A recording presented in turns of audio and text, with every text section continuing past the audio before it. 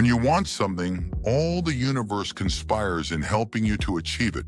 What if the universe was already conspiring to give you everything you ever dreamed of, and the only thing standing in your way was you? Welcome to the audiobook summary of The Alchemist by Paulo Coelho. This is a book that has sold over 65 million copies worldwide, been translated into 80 languages, and sits on the nightstand of presidents, athletes, and dreamers alike. In just a few powerful minutes, we are going to unlock every lesson this book holds. So wherever you are right now, take a breath and open your mind. Our story begins with a young Andalusian shepherd boy named Santiago.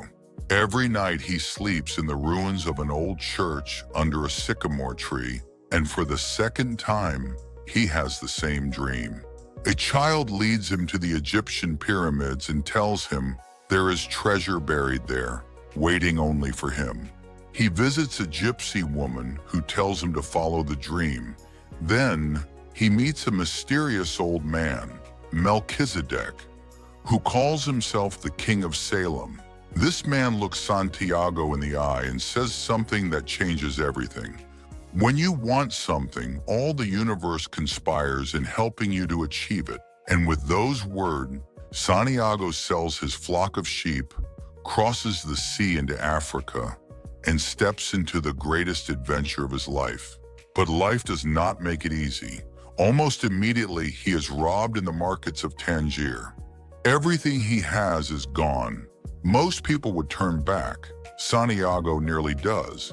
But instead, he finds work with a crystal merchant, rebuilds himself piece by piece, and in doing so, makes the merchant's business flourish.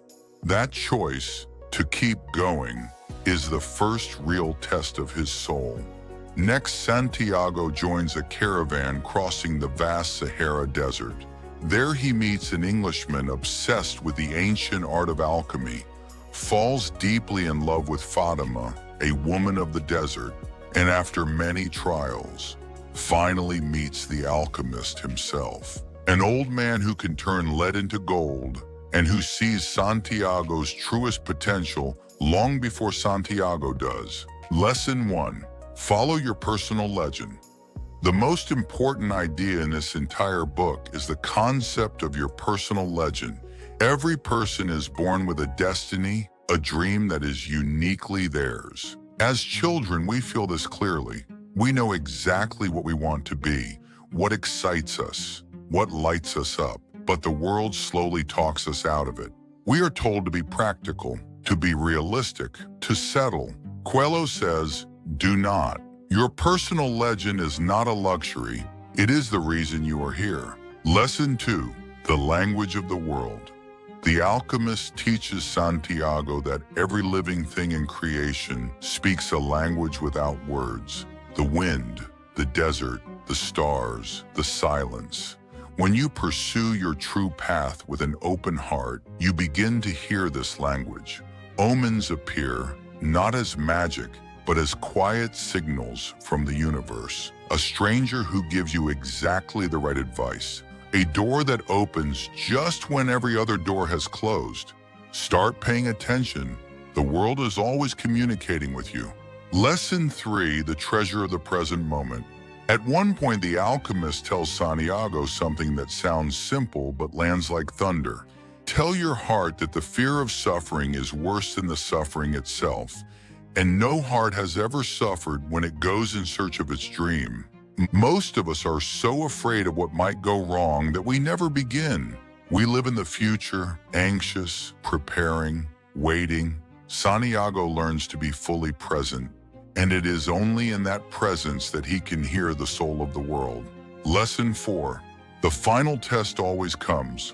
The closer Santiago gets to his treasure, the more dangerous the road becomes. He is captured by warring tribes in the desert. His life is threatened. He is forced to perform the impossible, to turn himself into the wind. And he does it, not because he has supernatural powers, but because he has learned to speak with the soul of the world. He has become one with everything around him. Coelho's message is clear. The universe's greatest gifts are always guarded by one final terrifying test. Most people quit right before the miracle. Don't be most people. After years of wandering, crossing deserts, surviving betrayal and danger, Santiago finally reaches the pyramids of Egypt. He begins to dig, and he finds nothing.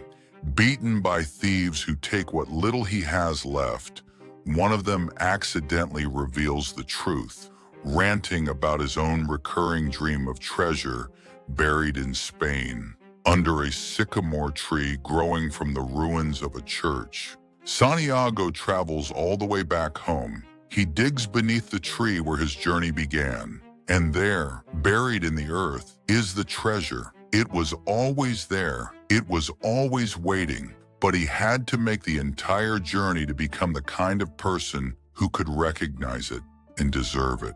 It's the possibility of having a dream come true that makes life interesting. The Alchemist is not just a novel. It is a mirror. It asks you to look honestly at your own life and answer one question. What is your personal legend? And what small thing will you do today to move toward it? Because here is what Coelho wants you to know. The universe is not indifferent to your dreams. It is actively, silently, persistently working in your favor the moment you make the decision to truly begin. Every setback is a lesson. Every stranger is a sign. Every fear you face makes you more ready for what is coming. Your treasure is real. Your legend is waiting. The only question left is, will you begin? Thank you for listening to Audiobook Horizon. If this summary moves something on you, I recommend you to read the full book, then read it again. Some books are meant to be lived, not just read, and The Alchemist is one of them.